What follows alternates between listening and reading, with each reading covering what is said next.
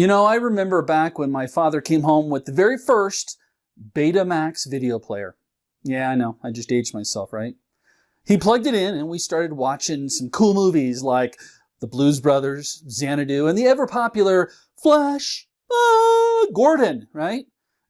But the one thing that baffled my father was that stupid blinking clock that just kept flashing 12 a.m. And he tried for hours to figure out how to set it and finally gave up and did what all good parents do. They assigned the task to a kid. So there I was with this assignment to figure out how to set the clock on this wonderful piece of technology. Even though my father had spent hours poring over the manuals and swearing at every mistake he made, I, on the other hand, figured it out in about 30 seconds, and I'll never forget his expression of, "How did you do that?" I wonder if today, if we don't do the same thing with technology. Do we get so frustrated with technology that we need our kids' help? Now be honest here, how many of you have had to have your kids help you set up your new phone or tablet or TV? So as a security professional, one of the biggest questions I get is, Dale, how do I protect my family? Well, it all starts with learning how to set the clock. And what I mean by this is that we can be like our parents and not be concerned with how the technology works or be confused by it or rely on our kids to help us. Listen, I get it. Our kids are growing up in a technology world and they seem to have an almost instant understanding of how these devices and the apps that we download work.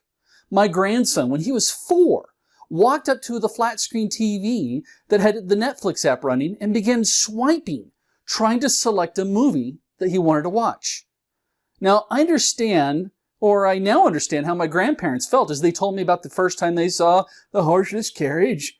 That's a car, or the first car for you youngins. But we as parents can't do this to our kids. And when you're asking why, well, it's because these devices can and will expose our kids to information, videos, pictures that could be damaging to their lives. So we have to step up and we have to learn how the technology works. We have to talk the talk and walk the walk with our kids and our grandkids. Yeah, but Dale, I kind of feel overwhelmed with technology. How am I going to keep up? Well, follow this blog and my YouTube channel, and I'll show you how to set the stupid clock. So let's start with understanding the device. Whenever we purchase the latest and greatest for our kids, if it is electronically based, our first question should be, does it need access to the internet to function? If it doesn't, then great, no further protection is needed. If it does, however, then we need to start asking ourselves the following questions. Why does it need internet access? To update itself, to download new software, new apps, to communicate with others while using the game or app? Does it require me to set up an account with a new password that I'm going to try to remember?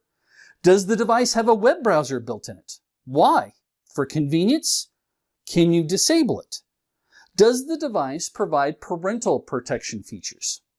Rule number 1, don't ask your kids to help set up the device. And if you don't understand how to set up or configure the device, ask somebody you know that's a geek.